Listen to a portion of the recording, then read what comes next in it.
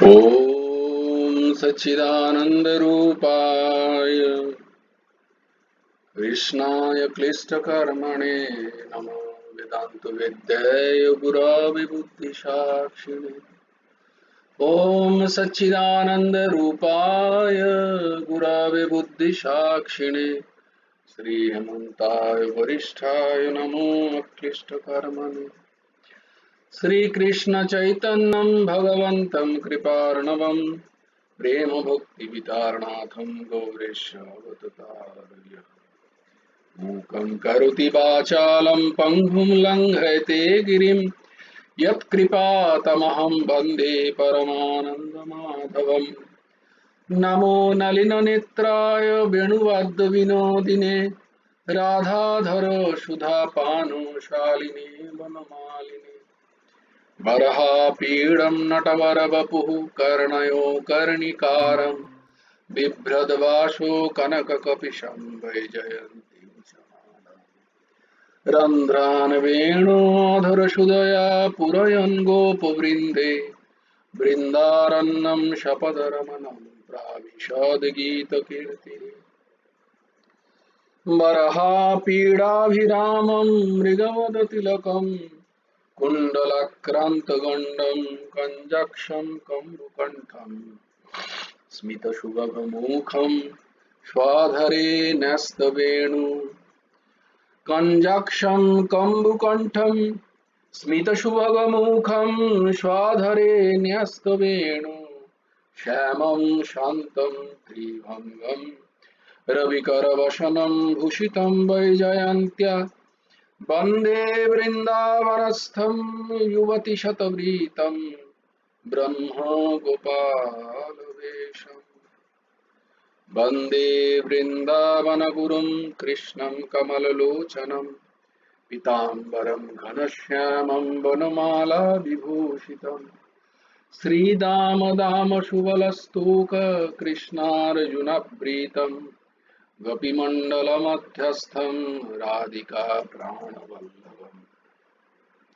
जयति परशरसूनु सत्यवती हृदयनन्दन वेश यस्य कमलगलितं वाङ्मयमृतं जगत्शिवोति यः स्वानुभवमखिलश्रुतिसारमेकम् अध्यात्मदीपम् अतितितीर्षतां तमोहन्दम् संसारिणां करुणाय पुराणगुह्यं त्वं व्यासशुनमुपयामि गुरुं मुनीनाम्।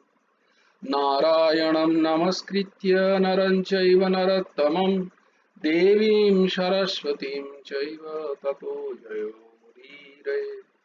नमो धर्माय महते नमो कृष्णाय वेधसे ब्राह्मणेभ्यो नमस्कृत्य धर्मान् वक्ष्ये सनातनम्। वाञ्छाकल्पतरुभ्यश्च कृपासिन्धुभ्य एव च पतितानां पावनेभ्यो वैष्णवेभ्यो नमो नमः। तत्रैव गंगा जमुना च तत्र गोदावरी तत्र सरस्वती च सर्वाणि तीर्थानि वसन्ति तत्र यत्राच्युतदारो कथा प्रसङ्गः। तुलसीकाननं यत्र यत्र पद्मावनानि च पुराणपठनं यत्र तत्र सन्निहितो हरिः।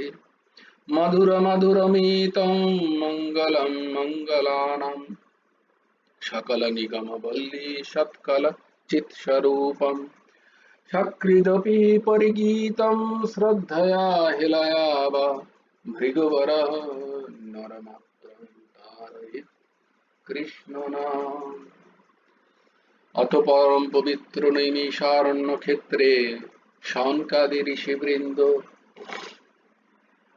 শ্রী ভাগবত হরিকথার শ্রোতা আর বক্তাকে রোম হর্ষনন্দন উগ্র সভাসুত ব্রহ্মশাপগ্রস্ত মহারাজ পরীক্ষিত হস্তিনার গঙ্গোপকূলে প্রায়োপবেশনে উপবিষ্ট হয়ত প্রশ্ন করিলে পর তৎপ্রশ্ন উত্তরদানে শ্রীমদ্ ভাগবতের আজকে হবে পরীক্ষিতের ব্রহ্মশাপ ও মুক্তি। এই চরিত্র কথা বর্ণনা প্রসঙ্গে পরমহংস শিরোমণি সুখদেব পাদ যাহা বর্ণনা করেন, আমরা সবাই একাগ্র চিত্তে অবহিত চিত্তে শ্রবণ করি। পরীক্ষিত মহারাজ, পরীক্ষিত মহারাজের নাম তো শুনেছো তোমরা। পরীক্ষিত মহারাজ কে ছিলেন? অভিমন্যুর পুত্র। হ্যাঁ, তার মায়ের নাম কি ছিল? উত্তরা। উত্তর, কোশ্চেন অ্যান্সার, উত্তরা, এরকম ভাবে মনে রাখতে হয়। আর পরীক্ষিত, পরীক্ষিত উত্তরা, বোঝা যাচ্ছে পরীক্ষায় উত্তর দিতে হয়, তো সেই রকম পরীক্ষিত উত্তরা। হ্যাঁ, মানে উত্তর দিয়ে যিনি পরীক্ষিত হয়েছেন। ভালো করে বোঝার চেষ্টা করো, এগুলো শুধু শুধু এমনি এমনি নাম নয়, কিন্তু সবার মধ্যে বেদান্ত আছে, চিন্তন আছে। হ্যাঁ, উত্তর দিলেই তবেই তুমি পরীক্ষিত হও না। পরীক্ষিত মানে tested, you have been tested, পরীক্ষা দিয়েছো তুমি, দিয়ে তোমার যখন রেজাল্ট বেরোয় তাহলে তুমি পরীক্ষিত হয়ে গেলে। তাহলে আমরা সবাই কিন্তু পরীক্ষিত। আমরা কিভাবে আসি? উত্তরার গর্ভ থেকে। হ্যাঁ, তো সেই পরীক্ষিতের কিন্তু এখানে এটা ইতিহাসও ধরা গেল, অভিমন্যু এবং উত্তরা। হ্যাঁ, আর অভিমন্যু কার পুত্র ছিলেন? ভেরি গুড, অর্জুন ও তার মায়ের নাম কি ছিল? সুভদ্রা। ওই যে জগন্নাথ, সুভদ্রা, বলভদ্র বোন, হ্যাঁ, কৃষ্ণের বোন। সেই সুভদ্রার, যিনি সুভদ্রার অর্জুনের হ্যাঁ থেকে কৃষ্ণ মামা। হ্যাঁ হ্যাঁ, তাই তো, তাই তো। কারণ শ্রীকৃষ্ণ হচ্ছেন ওনার ঠাকুমার ভাই, তাই না? ওনার ঠাকুমা হচ্ছে সুভদ্রা, পরীক্ষিতের ঠাকুমা। পরীক্ষিতের বাবা হচ্ছেন অভিমন্যু, অভিমন্যুর মা হচ্ছে সুভদ্রা, সুভদ্রার ভাই হচ্ছে শ্রীকৃষ্ণ। হ্যাঁ, ওইভাবে মনে রাখতে হয়। তাহলে পরীক্ষিতের কে হলো না? দাদু শ্রীকৃষ্ণ, এরম ভাবে। আর পরীক্ষিতের স্ত্রীর নাম ছিল মদ্রাবতী। হ্যাঁ, মদ্রাবতী, ইরাবতীও বলেন কেউ কেউ, আবার তার নাম ইরাও হয়। তো তার আবার 4টে পুত্র ছিলেন পরীক্ষিতের, মানে 4 পুত্র। আর জ্যেষ্ঠ পুত্রের নাম, সব থেকে বড় পুত্রের নাম ছিল জন্মেজয়। মানে পরীক্ষিত যখন ত্যাগ করলেন, এই যে প্রায় উপবেশনে এসে বসলেন রাজত্ব ছেড়ে, তিনি জন্মেজয়কে রাজার আসনে বসিয়ে দিয়ে গেলেন। জন্মেজয় তখন খুব ছোট। যাক, সে আমার পরীক্ষিতের বংশ পরম্পরা পড়ার এখানে উদ্দেশ্য নয়, উদ্দেশ্য জানা খানিকটা ইনফরমেশন আমরা জেনে নিলাম। তো পরীক্ষিতের ব্রহ্মশাপ মুক্তি ভগবান দিচ্ছেন, তাই জন্য বলি সামনে বসতে, না হলে ওই জন্যই মতি এদিক ওদিক চলে যাবে। এদিকে আওয়াজ গেল, ওদিকে কে কিছু বললো বোধ হয়, এই সামনে বসলে একদম চোখের সামনে থাকবে, তাহলে এদিক ওদিক গেলেই ধরবে বেড়ানা। তাই হরি বল, হরি বল। আহ, কারণ শ্রবণ মঙ্গলম, আমার জন্য বলছি না, তোমার জন্য। তুমি যদি শ্রবণ করো তোমার মঙ্গল। তাই একদম একাগ্র চিত্ত। ধর্মপরায়ণ মহারাজ পরীক্ষিত খুব ধর্মপরায়ণ ছিলেন, কারণ তিনি পঞ্চপাণ্ডবদের নাতি।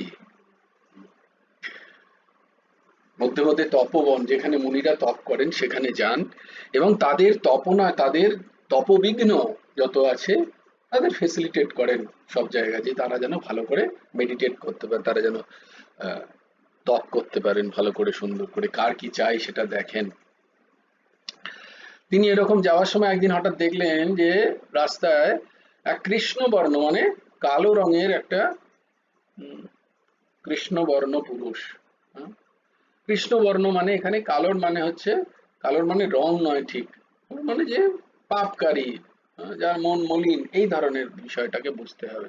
এমন একজন পুরুষ একটা হাতে গদা নিয়ে একটা গোমাতার, এখানে ভগবান লিখছেন বৃষের, গোমাতার নয় বৃষেরই, বৃষের, বৃষ মানে হচ্ছে ষাঁড় যাকে বলি আমরা, ষাঁড় গুলো, বৃষ।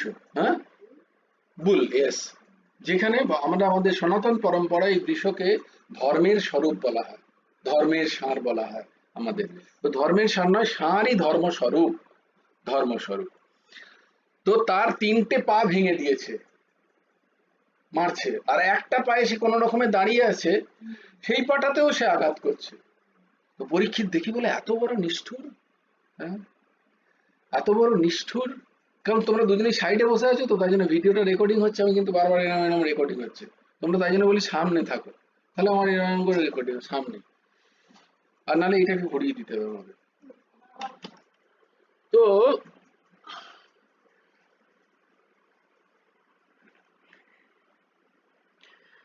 তিনি দেখতে পেলেন একজন ওরকম পা, পাটা গুটিয়ে, হ্যাঁ, একটা পাকে, বৃষকে মারছে, 3টে পাকে ভেঙে দিয়েছে আগেই, দিয়ে একটা পা যেটা দাঁড়িয়ে আছে কোনো রকমে বেচারা, সেই পাটাতেও মারছে ও। পরীক্ষিত দেখে তো ধর্মপরায়ণ প্রচন্ড রেগে গেলেন, এই তুমি কে গো, আমার রাজত্বে এত বড় অন্যায়,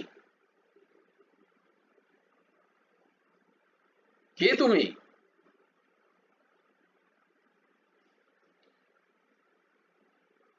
তো সে বলল, মহারাজ আমার নাম কলি। কে? আমি কলি, কলিযুগ। আর হে বৃষ, তুমি কে?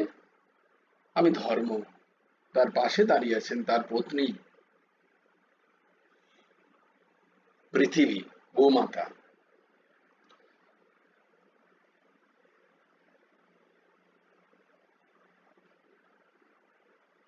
তো এই বিষয়টিকে, না ধর্ম এবং এই ধর্মের 4টে পা, মানে ধর্ম টিকে আছে 4টে পায়ের ওপরে। 4টে পা মানে 4টে পন্থা ধর্ম টিকে আছে, কি কি? তপস্যা, শৌচ, দয়া ও সত্য। তপস্যা, শৌচ, দয়া এবং সত্য। তপঃ শৌচম দয়া সত্যম ইতি পাদাঃ কৃতি কৃতাঃ। ভাগবত বলছেন ধর্ম এই 4টে পায়ের উপরে টিকে আছে। ধর্ম মানে আমরা যেকে ধর্ম বলি, তথাকথিত হিন্দু ধর্ম, মুসলমান ধর্ম, খ্রিস্টান ধর্ম, সনাতন পরম্পরায় এই সময়ের কোনো অস্তিত্ব নেই, কারণ সেই সময় কোনো কেউ ছিল না। তো ধর্ম মানে হচ্ছে আচার আচরণ, ধর্ম মানে বোধ, ধর্ম মানে যা ধারণ করে তোমাকে, এটাকে বলে ধর্ম। এটাকে, এটা কোনো এটা কোনো সম্প্রদায় নয়, ধর্ম মানে একটা ওয়ে অফ লাইফ, এটাকে বলে ধর্ম। সেই ধর্মের তপস্যা হচ্ছে ধর্ম, তুমি যে তপস্যা করছো এটা হচ্ছে ধর্ম। তুমি শৌচর মধ্যে আছো কিনা, বাহ্য এবং আভ্যন্তরীণ শৌচ আছে কিনা তোমার, সেটাকে বলে ধর্ম। তোমার মধ্যে দয়া আছে কিনা, তুমি দয়াশীল তো কিনা, দয়াশীল কিনা, সেটা হচ্ছে তোমার ধর্ম। আর কি ধর্ম? না সত্য, সত্য কথন, সত্য জীবনযাপন, এটা হচ্ছে ধর্ম। তো বলছে কলিতে পূর্বে, কলির আগে, হ্যাঁ, ধর্মের এই 4টে পা বর্তমান ছিল সত্য যুগে, তারপরে ত্রেতা, দাপরে, এই ত্রেতা যুগে একটা পা তার চলে যায়, দাপরে আবার একটা পা চলে যায়, সত্যের পরে ত্রেতা, ত্রেতার পরে দাপর, দাপর পরে কলিতে, কলিতেও আরেকটা পা চলে যায়, 3টে পা তার চলে গেছে। সত্যর ওপরে টিকে ধর্ম কোনো রকমে দাঁড়িয়ে আছে এই কলিতে। মানুষ কি করেন না, একটু আধটু সত্যকে পালন করার চেষ্টা করে। এখানে তো সত্যের কথা ভগবান লিখছেন, কেবল সত্য পাটিতে ধর্ম কোন রূপে অবস্থান করছেন, ভগবান লিখছেন। অর্থাৎ কলিযুগে মানুষ একটু একটু সত্য বলে, বাকি তার তপস্যা তার পক্ষে সম্ভব হয় না, শৌচর মধ্যে নেই, দয়া ঠিক ঠিক নেই, তো সত্য একটুখানি টিকে আছে। তখন তিনি বললেন, মহারাজ পরীক্ষিত কলিকে বললেন, তুমি শীঘ্র আমার এই রাজত্ব থেকে বেরিয়ে যাও, আমার রাজত্ব ধর্মের রাজত্ব, এখানে তোমার কোনো স্থান নেই। কলি বললেন, মহারাজ পরীক্ষিত, এই সমস্ত রাজ্যই তো, এই সমস্ত পৃথিবীর আপনি একচ্ছত্র অধিপতি, তাহলে আমি এখান থেকে ছেড়ে আমি যাবো কোথায়? হুম? আমি কোথায় যাব? আর কালের নিয়মে তো আমি আসবই, দাপর শেষ, হ্যাঁ, আপনার চলে যাওয়ার পরেই দাপর চলে যাবে, দাপর কাল চলে যাবে, তো কলি তো আসবে, মানে আমি তো আসবই, এটা কালের নিয়ম। ভগবান এইভাবেই কাল তৈরি করেছেন, সত্য, ত্রেতা, দাপর, কলি, এটা আসবেই। তো আমি এখন কোথায় যাব? আমি আপনার শরণ নিচ্ছি। ক্ষত্রিয় রাজার কাজ হলো যে শরণে নেয় তাকে মারতে পারবে না, সে তাকে রক্ষা করতে হবে। হ্যাঁ, যে শরণ নেবে, হ্যাঁ, তাকে মারতে পারবে না, মানে তাকে তাকে মৃত্যুদণ্ড দিতে পারবে না, এটা হচ্ছে নিয়ম। তাই তখন পরীক্ষিত মহারাজ বললেন, ঠিক আছে কলি, আমি তোমায় 4টে জায়গায় থাকার জায়গা দিচ্ছি। কি কি জায়গা? সুরা, সুবর্ণ, হিংসা ও মিথ্যা। গুরু ভগবান লিখছেন কোন কোন জায়গায় কলি আছে। কলি মানে কলহ, কলি মানে বিবাদ, কলি মানে অশান্তি, কলি মানে অবিশ্বাস, যেখানে আছে কলি মানে মিথ্যা, হিংসা,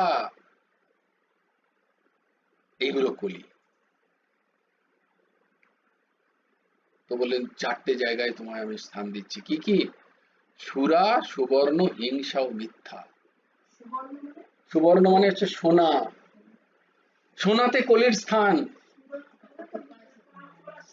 সুরা মানে যেটা হচ্ছে মদ, যেটাকে বলা হয়, কিন্তু এখানে সুরা মানে শুধু মদ নয়, সুরা মানে যে কোনো নেশার বস্তু, তাতেই কলির বাস।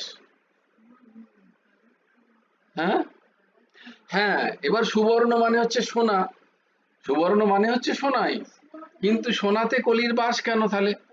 হুম, তাহলে এখানে শুধু সোনা বললে ধরলে হবে না, এখানে ধরতে হবে যে আহ, ভুল পথে উপার্জিত অর্থ, মানুষকে ঠকিয়ে ঘুষ নিয়ে যে অর্থ, সেই অর্থের কথা। সোনা মানে সোনার যে মদমত্ততা, হ্যাঁ, তাই জন্য বলা হচ্ছে। এখানে সুবর্ণ মানে এইরকম ধরতে হবে যে ভুল পথে উপার্জিত অর্থ, অবৈধ রূপে উপার্জিত যে অর্থ, তাকেই বলা হয় সুবর্ণ। আর হিংসা, যেখানেই হিংসা হচ্ছে, হ্যাঁ, সেটাকে কলির বাস। মিথ্যা, মিথ্যাচরণ যেখানে হচ্ছে, সেখানে কলির বাস। এই 4টে স্থানের কলির বাস। হ্যাঁ, এই জন্য তো এইগুলো থেকে যদি তুমি বেঁচে থাকতে পারো, তাহলে এই কলিকালেও বাস করে তুমি সত্য যুগে বাস করবে। মানে তোমার মধ্যে অশান্তি থাকবে না, তোমার ঘরে বিবাদ থাকবে না, এইসব থাকবে না, যদি তুমি এই 4টে জিনিস থেকে বেঁচে থাকতে পারো। হ্যাঁ, নেশা থেকে, অসৎ উপায়ে উপার্জিত ধন থেকে, হিংসা থেকে, হিংসা থেকে, হ্যাঁ, কোনো হিংসা নয়, কাউকে কোনো জীবের ক্ষতি নয়, এবং মিথ্যা থেকে, যদি মিথ্যাচরণ থেকে বাঁচতে পারো, তাহলে তুমি এই কলিতে থেকেই সত্যের স্বাদ পেতে পারো। শান্তি, সুখ, নির্ভয়তা, এইসব পাওয়া যায়। এখন কলির স্থান সংকুচিত হয়, সে তো একটু রেগে গেল, তাই জন্য সে সুযোগ খুঁজতে লাগলো যে কখন আমি পরীক্ষিত মহারাজকে জব্দ করতে পারি। তাই সেই পরীক্ষিত মহারাজ একদিন তপবনে গেল, জরাসন্ধকে মেরেছিল তারই তারই ঠাকুরদা ভীমসেন, জরাসন্ধকে মেরে তার মুকুটকে রেখেছিল ওনাদের খাজানায়। তো পরীক্ষিতের এটা জানা ছিল না। সে একদিন জরাসন্ধের মুকুটটা যেই পড়ে, ওই যে পাপ অর্জিত সোনা, স্বর্ণধন যখনই পড়ে, তার বুদ্ধি বিগড়ে যায়। সে কি করে, ওই যখন জঙ্গলে যায়, ওই যে তপবনে গিয়ে খুব জলতেষ্টা পায় তার, তখন সে শমিক মুনি বলে এক মহামুনির আশ্রমে গিয়ে জল চায়। হে মুনিবর, আমাকে একটু জল দেবেন, আমার খুব জল তেষ্টা পেয়েছে। মুনিবর তখন গভীর ধ্যানে মগ্ন, এবং তার ধ্যান কি ছিল? অর্ধ নিমিলিত চোখ, এরকম অর্ধ নিমিলিত চোখ। অর্ধনিমীলিত চোখের অর্থ কি? যাতে আমি পূর্ণ যদি চোখ বন্ধ হয় আমার ঘুম এসে যেতে পারে, আর পুরো চোখ খোলা থাকলে আমি প্রপঞ্চ দর্শন হতে পারে। তাই জন্য অর্ধনিমীলিত চোখে মুনিরা ধ্যান করেন। তো তিনি অর্ধনিমীলিত আছে, পরীক্ষিত মহারাজ ভেবেছেন যে ইনি তো দেখছেন খোলা আছে চোখ, অথচ আমার কথা শুনছে না, জল দিচ্ছে না। মুনিবর কিন্তু সত্যিই ধ্যানে মগ্ন, সেই পরম পুরুষ ভগবান শ্রীকৃষ্ণের। তো মণিকে উল্টো বুঝে পরীক্ষিত মহারাজ খুব রেগে গিয়ে পাশেই এক তক্ষক সর্প, তাকে মেরে দিয়ে মুনির গলদেশে সেটা পড়িয়ে দিয়ে পরীক্ষিত মহারাজ চলে গেলেন। এদিকে কেউ একজন মুনিরই কোনো শিষ্য সেটা দেখে দৌড়ে দৌড়ে দৌড়ে দৌড়ে তার যে পুত্র, সে পুত্রকে খবর দেয়। তার পুত্রের নাম হচ্ছে শৃঙ্গি, শৃঙ্গি মহারাজ। হ্যাঁ, তাহলে কে? শমিক মুনি, তার পুত্রের নাম শৃঙ্গি। শৃঙ্গি মহারাজকে খবর দেয়। শৃঙ্গি মহারাজ এসেই দেখেন, বাপরে, আমার পিতার গলদেশে মৃত তক্ষক সর্প। প্রচন্ড রেগে গিয়ে গণ্ডকী নদীর জল নিয়ে, কমণ্ডল থেকে জল নিয়ে সংকল্প করলেন, যে রাজা আমার পুত্রের আমার পিতার গলদেশে মৃত তক্ষক ঝুলে দিয়ে গেছেন, সেই তক্ষকই সপ্তাহকাল, 1 সপ্তাহের মধ্যে তাকে দংশন করবে, এমন শাপ দিলেন, ব্রহ্ম শাপ। হ্যাঁ, হম, হ্যাঁ, হ্যাঁ, বলো বলো, জোরে বলো। হ্যাঁ, ব্রাহ্মণদের। হ্যাঁ, হতে পারে, কিন্তু সে যদি ভজন না করে, সে যদি তপস্যা না করে, ওটা তপলব্ধ ধন। তাই ব্রহ্মসাপ খুব কঠিন, ব্রহ্মসাপ ভগবানকেও গ্রহণ করতে হয়। হ্যাঁ, এতই তাদের বল, এতই তেজ, তপবল। ওই তপবল থেকে ব্রহ্মসাপ দিতে পারে। তাই জন্য ব্রহ্মসাপ দিলে তাদের, আর তারা ওটাকে সহ্য করে নেয় তপ দ্বারা আবার। কিন্তু যার কাছে লাগলো তার অব্যর্থ হবেই হবে। নিজেকে পিউরিফাই করা, একদম ঠিক, একদম ঠিক বলেছো। হ্যাঁ, সাপ দেওয়া তো উচিত নয়, একদম উচিত নয়, ঠিকই বলেছো। ব্রাহ্মণদের ওগুলো সাপ দেওয়া উচিত নয়। ওতে কি হয়, তার তপ ক্ষয় হয়ে যায়। তার এত এত তপ করে, এত তপ করে সে পিউরিফাইড হয়েছে, তার তপ ক্ষয় হয়ে যায়। ওই তপের বলে সে দিল, কিন্তু অতটা বল তার ক্ষয় হয়ে গেল। তাকে আবার তাহলে অর্জন করতে হবে। যদি তোমাকে সাপ দেয় কেউ, আবার আশীর্বাদেরও একই জিনিস। সে যদি সত্যি আশীর্বাদ দেয় তোমাকে, তাহলে তপ ক্ষয় হয়ে যায় খানিকটা। হুম, তাই তোমার তোমার পক্ষে যে সম্ভব নয় সেটা তোমার হয়ে যাবে। হ্যাঁ, ব্রাহ্মণের ক্ষমতা আছে। ব্রাহ্মণ মানে সেইরাম ব্রাহ্মণ। ব্রাহ্মণ মানে, ব্রাহ্মণ মানে পুরোহিত নয়, যিনি তপস্যা করেন।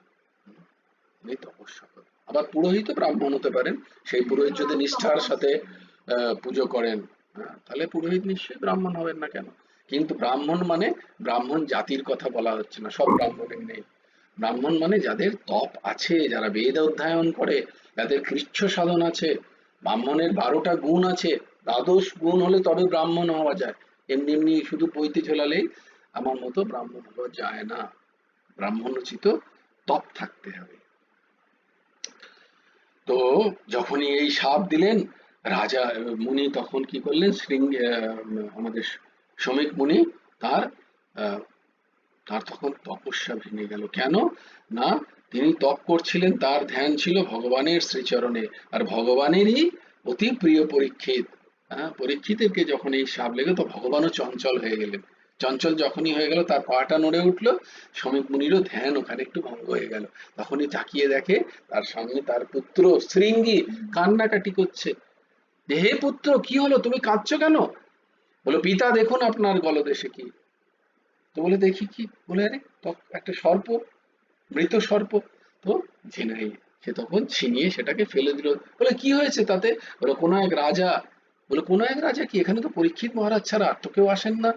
বলে, তাহলে তিনিই হবেন, আমি জানি না। বলে, কি হয়েছে? তিনি আপনার গলদেশে এরকম মৃত তক্ষক সাপ ঝুলিয়ে দিয়ে চলে গেছে। বলে, বাবা, তুমি কিছু করনি তো? হ্যাঁ, তুমি কিছু ক্রোধের বশরে তুমি কিছু বলনি তো? বলে, না, আমি তো তাকে সাপ দিয়ে দিয়েছি। শৃঙ্গি মহারাজও পরম পরম ব্রহ্মবেত্তা মহাপুরুষ। সমীক মুনি বলছেন, পিতা, হায় রে ভবিতব্য, ব্রহ্মসাপ কারোর ক্ষমতা নেই, তাকে ফেরানোর, কিচ্ছু করার নেই। হায় রে ভবিতব্য। বলে, এক্ষুনি যাও, এক্ষুনি যাও। তার কোন এক শিষ্যকে বলছে, এক্ষুনি যাও, পরীক্ষিত মহারাজকে খবর দাও যে তার ব্রহ্মসাপ লেগেছে। হ্যাঁ, আপনি ব্যবস্থা করুন। কি ব্রহ্মসাপ? 1 সপ্তাহের মধ্যে তার মৃত্যু হবে। সঙ্গে সঙ্গে মহারাজ পরীক্ষিত, তখন তো তিনি জরাসন্ধের মুকুটটা রেখে দিয়েছেন ঘরে। ঘরে যখন বসে আছেন, মাথা তখন ঠান্ডা, তিনি ভুলে গেছেন এই কথা যে তিনি এরকম করেছেন। যখনই এসে ওই রকম বললেন শ্রমিক মুনির শিষ্য, তখন তিনি প্রচন্ড গ্লানিতে ভরে গেলেন নিজের কর্মের জন্য। ছি ছি ছি ছি ছি, আমি এত ঘৃণ্য কাজ করলাম, আমার মতো ধার্মিক পুরুষ হয়ে আমার এরকমই সাপ হওয়া উচিত। হ্যাঁ, এই নয় যে উল্টে আবার বললেন আমি এত দেখেছি এত করেছি, শ্রমিক মনির উচিত হলো এটা এরকম সাপ দেওয়া, এই শৃঙ্গির একটা বাচ্চা ছেলের উচিত হলো এরকম সাপ দেওয়ার, তা নয় বললেন না, তিনি গ্রহণ করলেন তার তার পাপকে তিনি স্বীকার করলেন, হ্যাঁ আমার ভুল হয়েছে, এরকমই হওয়া উচিত। তিনি সঙ্গে সঙ্গে তার পুত্র জন্মেজয়কে রাজত্ব দিয়ে গঙ্গার উপকূলে গিয়ে প্রায় উপবেশনে বসলেন। প্রায় উপবেশনে মানে জল এবং অন্ন ত্যাগ করলেন। জল এবং অন্ন ত্যাগ করে তিনি বললেন এই এক সপ্তাহের মধ্যে আমি আমার কল্যাণ সাধন করব। তাই এই ভাগবত কথা এক সপ্তাহের হয়, সপ্তাহ কালব্যাপী ভাগবত কথা হয়। তো তিনি ত্যাগ করে বসলেন। এই কথা শুনে মৃত্যু পর্যন্ত যতক্ষণ না এই কথা শুনে তার, তিনি তো খুব ধর্মপ্রবর ছিলেন, তাই যত মুনি ঋষি সবাই এসে জ্ঞানী মহাত্মা যোগী সবাই এলেন, এসে বললেন হে মহারাজ আপনি এটা ত্যাগ করুন না, আমি আর ত্যাগ করবো না, এটা আমার সংকল্প, আমি এই করে দেহত্যাগ করব, আমি জল আর অন্ন গ্রহণ করব না। আপনি আপনারা বলুন সমস্ত শাস্ত্র ঘেটে যে কোন উপায় করলে এই এক সপ্তাহের মধ্যে আমি কল্যাণ করতে পারি। তো কেউ বলছে আমি গীতা অধ্যয়ন করবো, বলে 700 শ্লোক কে মুখস্থ করবে এখন, বা সেটার ভাবই বুঝবো কি করে, বেদ অধ্যয়ন করুন, বেদ তো বোঝা অতি কঠিন। কেউ বলছে যজ্ঞ করুন, বলে যজ্ঞ তো অনেক সময় লাগবে, তারপরে যজ্ঞের ফল হচ্ছে পূর্ণ, সে তো স্বর্গে যাব, আমার পরম কল্যাণ কি করে হবে। কেউ ঠিক ঠিক উত্তর দিতে পারছেন না, যাকেই যা বলছেন মনে হয় নয় সময় অনেক লাগবে, না হলে সেটা স্বয়ং সম্পূর্ণ নয়। তখন তার গুরুদেব শুকমুনি এলেন। হ্যাঁ, তখন তার গুরুদেব শুকমুনি এলেন। यः श्वानुभवमखिलश्रुतिसारमेकम् अध्यात्मदीपम् अतितितीर्षतां तमोहन्दम् संसारिणां करुणायो पुराणगुह्यम् तं व्याससुनमुपयामि गुरुं। যিনি মুনিদেরও গুরু, সেই সুকমুনি, তিনি দিগবসন, তার দেহে কোথাও কোনো বস্ত্র নেই, অপূর্ব সূর্যের তেজের মতো তার গায়ের কান্তি, সেই কান্তি নিয়ে তিনি সেখানে যখন উপস্থিত হলেন বললেন আমি তোমাকে আমি তোমাকে ভাগবত কথা শ্রবণ করাবো, আমি তোমাকে ভাগবতী কথা শ্রবণ করাবো। সুকমুনি তখন পরীক্ষিত মহারাজের মনে আশ্বস্ত হল, আমি তো এটাই চাইছিলাম, কারণ তার আগে তিনি একবার ভাগবত কথা উদ্ধবজির কাছ থেকে শুনেছিলেন, অর্ধেক শুনেছিলেন, এত ভালো লেগেছিল যে অর্ধেক শুনে তাকে চলে আসতে হয়েছিল। তিনি বললেন হ্যাঁ হ্যাঁ আমি তো এটাই ভাবছিলাম, হ্যাঁ আমার দাদুর কথা আমি শুনতে চাই, আমার দাদুকে যারা ভালোবেসেছে, সেই শ্রীকৃষ্ণকে যাকে আমি আমার মায়ের গর্ভে দেখেছি, মায়ের গর্ভে তাকে বাঁচিয়েছিলেন শ্রীকৃষ্ণ, কার না অশ্বত্থামার ব্রহ্মাস্ত্র থেকে, আমি তারই কথা শুনতে চাই। তো সেই সুকমুনি তখন সেই ভাগবতী কথা যেটা তোমরা শ্রবণ করছো সেই কথা তিনি পরীক্ষিত মহারাজকে শ্রবণ করালেন সপ্তাহ কাল ব্যাপী। 24 ঘন্টা চলছে কথা, আমরা তো 8 ঘন্টা বুঝতে পারছি না, উনি কিন্তু 24 ঘন্টা দুজনেই কিছু খাচ্ছেন না, দুজনে কেন, যারা যারা শুনছেন তারাও তারাও জল অন্ন ত্যাগ করে শ্রবণ করছেন। হ্যাঁ, ওদের তো ধরো তপ আছে, এনার তো তপ নেই পরীক্ষিতের, ইনি তো ক্ষত্রিয় রাজা, সুকমুনিরও তপ আছে, তিনি পারেন 1 সপ্তাহ ধরে লম্বা করতে, কিন্তু পরীক্ষিত মহারাজও, পরীক্ষিত মানে আমরাও সেটা করা উচিত। সমস্ত কিছু ত্যাগের মানে কি, যে তাদের ইম্পর্টেন্স গুলোকে ত্যাগ করে ভাগবতী কথায় মন লাগানো উচিত, এটারই উদ্দেশ্য বলার। তো প্রথম দিন কি করলেন, হিরণ্যক্ষ বধ পর্যন্ত শ্রবণ করালেন, দ্বিতীয় দিনে ভরত রাজার চরিত্র পর্যন্ত, তৃতীয় দিনে সমুদ্র মন্থন পর্যন্ত, চতুর্থ দিনে শ্রীকৃষ্ণ জন্ম পর্যন্ত, পঞ্চম দিনে রুক্মিণী হরণ পর্যন্ত, ষষ্ঠ দিনে উদ্ধব সংবাদ পর্যন্ত, সপ্তম দিনে গ্রন্থ সমাপ্তি পর্যন্ত। এইভাবে পরীক্ষিত সপ্তাহকাল ক্ষুধা তৃষ্ণা ত্যাগ করে ভাগবতী কথা শ্রবণ করেন। এই কথা কীর্তন প্রসঙ্গে পদ্মপুরাণ বলে ভাদ্র মাসের রাধা অষ্টমীর পর নবমী তিথি থেকে পূর্ণিমা তিথি পর্যন্ত এই 7 দিন ওই কথা চলে, যখন শুকমুনি পরীক্ষিতকে এই কথা 7 দিন ধরে শ্রবণ করান। একে ভাগবত পারায়ণ বলা হয়। যে কোনো মনো ইচ্ছা যদি পূর্ণ করতে হয়, তাহলে এই ভাগবত পারণের অনুষ্ঠান যদি রাখে, তাহলে যজমানের ওই ইচ্ছা পূরণ হয়, এমনটি পুরাণে লেখা আছে। যাকে শ্রী সুখদেব ভাগবত পাঠ শেষ হব এমন সময় পথে তক্ষকের সাথে ধন্বন্তরীর দেখা। তক্ষক আসছে পরীক্ষিত মহারাজকে মারবেন বলে, আর ধন্বন্তরীরও দেখা। ধন্বন্তরী কি করছেন না, পরীক্ষিত মহারাজের, হ্যাঁ, স্বর্গে থাকেন। তো ধন্বন্তরী আসছেন যে পরীক্ষিত মহারাজের সাপ লেখেছে, আমি বাঁচাবই, আমি মরতে দেব না পরীক্ষিত মহারাজ, এত বড় ধার্মিক রাজা। তো তিনিও আসছেন। তখন তক্ষক বললেন, আরে ব্রাহ্মণ মহাশয়, ব্রাহ্মণ মহাশয়, ধন্বন্তরী কোথায় যাচ্ছেন? ধন্বন্তরী, কেন জানো না তুমি? আহ, হ্যাঁ, সাপ লেগেছে পরীক্ষিত মহারাজকে। ব্রহ্ম তাকে তক্ষক সাপ দর্শন করবে। আর আমি থাকতে কখনো সম্ভব নয়। বলে, ব্রাহ্মণ জানো আমি কে? বলে, কে হে তুমি? বলে, আমি তক্ষক, আমিও যাচ্ছি পরীক্ষিত মহারাজকে দংশন করতে। আমার বিষ থেকে কারুর সম্ভব নয় তাকে বাঁচানোর।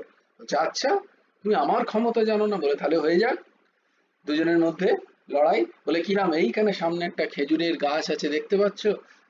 বলে, হ্যাঁ দেখতে পাচ্ছি। ঠিক আছে, তুমি তোমার বিষ দিয়ে এই খেজুরের গাছটাকে মেরে দাও, আমি একে জীবন্ত করে দেবো। তখন তক্ষক শিব এমন তার বিষ সেই খেজুরের গাছে দিল, খেজুর গাছটা সঙ্গে সঙ্গে দাউ দাউ করে জ্বলে গেল, এতই তার বিষের তেজ। আর ধন্বন্তরী মহারাজও, তারও এত ক্ষমতা যে তারও কুমণ্ডলে তিনি সংকল্প করে সেখানে জল ছড়িয়ে দিতে সঙ্গে সঙ্গে আবার সেই খেজুর গাছটা গজিয়ে উঠে সুন্দর হয়ে গেল।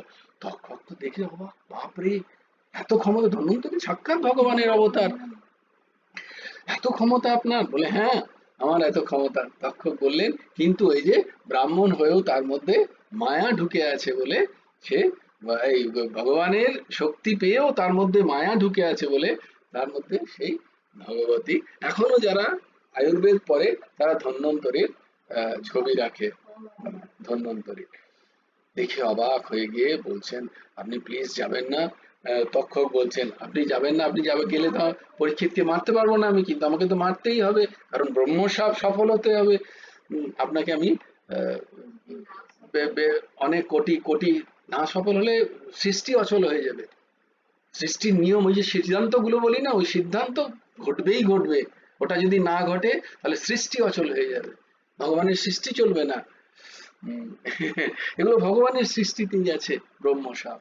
তাহলে ভগবানকে গ্রহণ করতে হয় ব্রহ্মসাপ। ভগবান তো সর্বতন্ত্র স্বতন্ত্র তিনি, কিন্তু তার দেখানো নিয়ম তাকেই গ্রহণ করতে হয়। এই নিয়মের বাইরে ভগবানও যেতে পারেন না। দিয়ে কি হলো, তাকে অনেক কিছু উৎকোচ দিল, মানে ঘুষ দিল ধন্বন্তরীকে। হ্যাঁ, যে তুমি এই 1 বস্তা মণিমুক্ত অনেক কিছু নাও, কোটি কোটি টাকা নাও, এখন নাও, দিয়ে তুমি চলে যাও, তুমি সুখে থাকো, কেন এইসবের মধ্যে ঝামেলায় পড়ছো?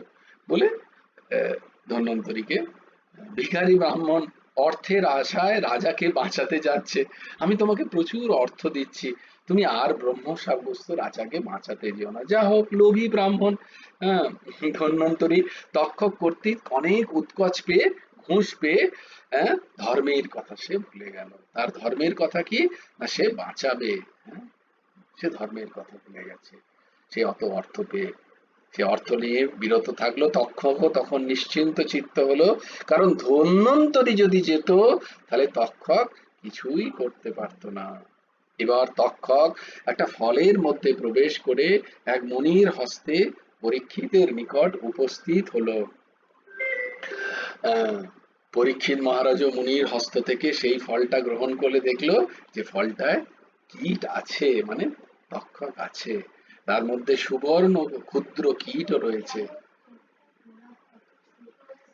কারণ এমনি সবাই, কারণ পরীক্ষিত বলছে, পরীক্ষিত মহারাজকে পুরো ঘিরে রাখা আছে, তিনি মহারাজ তো, তাকে সব সিল্ডও করেছে প্রপার, যে কোনো একটা কিছু ঢুকতে দেবো না ওর মধ্যে, একটা মানে পিঁপড়ে পর্যন্ত ঢুকতে পারবে না। সেখানে তক্ষক সাপ কি করে আসবে? আসুক দেখি।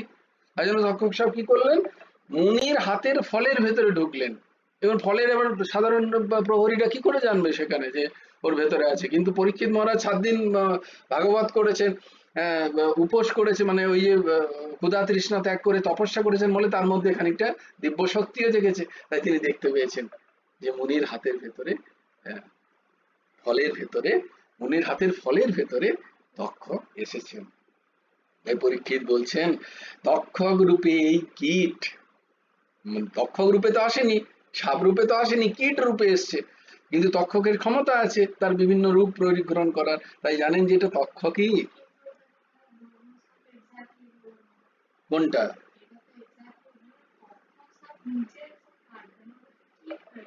না না, স্বরূপ স্বরূপ পাল্টে এসছে, কিন্তু মূলত তো তক্ষকই সেটা, মূলত তো সে তক্ষকই। তক্ষক রূপে এই কীট করুক দংশন, ব্রহ্ম সাপ সত্য হোক, দেখুক সর্বজন, তিনি গ্রহণ করছেন। আর মুনিরাজ বলছেন, সুকমণি বলছেন, হে পরীক্ষিত,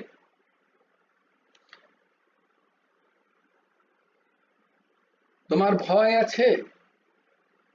তুমি কি মৃত্যুকে ভয় পাচ্ছ? আমি এখনো ক্ষমতা আছে তোমার, আমি তোমাকে অমৃত খাওয়াতে পারি, তোমার মৃত্যু হবে না। তো পরীক্ষিত মহারাজ পুরো ভাগবতী কথা শ্রবণ করে বলছেন, না প্রভু, আমি পুরো ভাগবতী কথা শ্রবণ করে আমার এই জ্ঞান হয়েছে যে আমার জন্মই নেই, আমার মৃত্যু কোথায়? আমার জন্মই তো নেই, আমি তো অজন্মা, তাহলে আমার মৃত্যু কোথায়? আমি তো কোনো শরীর নই, আমি আত্মা, আমি ভগবানের অংশ, শ্রীকৃষ্ণের অংশ, আমি সেখানে ফিরে যেতে চাই। তাই আমার কোনো জন্ম নেই, আমার মৃত্যুও নেই। সত্যই তাই, ফল থেকে ওই কীট বাইর বেরিয়ে তক্ষক রূপে মহারাজ পরীক্ষিতের ঊর্ধ্ব তালুতে দংশন করলো, এবং মহারাজ পরীক্ষিত কৃষ্ণ পাদ ও পদ্মে সমাধিস্থ হয়ে রইলেন। আসলে যারা কৃষ্ণ চিন্তা, কৃষ্ণ ধ্যান করেন, তাদের মৃত্যু নেই। গুরু সুকমণি তাকে কৃষ্ণ ব্রহ্মে মনোনিবেশ করতে বললেন। যারা সর্বঘটে কৃষ্ণ দর্শন করেন, তাদের মৃত্যু নেই। শ্রী ভগবানের ভক্তের ব্রহ্মশাপ নেই, ভাগবত ভক্তের কোনো শাপও নেই, কোনো পাপও নেই। উহা সাপ পাপের মতো, যেমন দুর্বাসার সাপে মহারাজ অম্বরীশের কোনো ক্ষতি হয়নি, তদ্রূপ। जय जय श्री राधे। अहमेवाशमेवाग्रे, नान्यद् यद् सत् सत् परम्, पश्चादहं यदेतच्च यो वशिष्येत सोऽस्म्यहम्। ऋतेऽर्थं यत् प्रतीयेत न प्रतीयेत चात्मनि, तद्विद्यादात्मनो मायां यथा भासो यथा तमः। यथा महान्ति भूतानि भूतेषु च प्रविष्टान्न प्रविष्टानि तथा तेषु न तेषु। एतावदेव जिज्ञासं तत्त्वजिज्ञासुनात्मनः, अन्वयो व्यतिरेकाभ्यां यत्सत् सर्वत्र सर्वदा। वंशे विभूषितकरन्नवनीरदाभात् पीताम्बरादरुणबिम्बफलधरोष्टा, पूर्णेन्दुसुन्दरो मुखादरविन्दुनेत्रा, कृष्णात् परं किमपि तत्त्वमहं न जाने। ध्येयं सदा परिभवग्नमभीष्टदोहं, तीर्थास्पदं शिवविरिञ्चिनुतं शरण्यं। प्रीत्यर्थाहं प्रणतपालो भवद्दिपूतं, वन्दे महापुरुषते चरणारविन्दम्। त्यक्ता सुदुत्वज सुरेप्सितराज्यलक्ष्मीं, धर्मिष्ठार्यवचसा जदगादरन्नं, मायामृगं दयितयक्षेतमन्वधावत्, वन्दे महापुरुषते चरणारविन्दम्। नमो ब्रह्मण्यदेवाय गोब्रह्मण्यहिताय च जगद्धिताय कृष्णाय गोविन्दाय नमो नमः। कृष्णाय वासुदेवाय हरये परमात्मने, प्रणतक्लेशनाशाय गोविन्दाय नमो नमः। जय जय श्री राधे, जय जय श्री सीताराम, हर हर महादेव। भज गुरु हेमंत देव राधे श्याम, जप हरे कृष्ण हरे राम, সবাই দুহাত তুলে একবার বলো, শ্রী রাধা গোবিন্দে পরমানন্দে হরি হরি বলো, হরি হরি বলো, হরি হরি বলো। জয় গুরু রাধে শ্যাম, রাধে শ্যাম, রাধে শ্যাম, শ্যাম শ্যাম রাধে রাধে, রাধে কৃষ্ণ, রাধে কৃষ্ণ, কৃষ্ণ কৃষ্ণ রাধে রাধে। জয় গুরু রাধে শ্যাম। শ্রী গুরার্পণমস্তু, শ্রী হেমন্ত দেবার্পণমস্তু। জয় গুরু রাধে শ্যাম।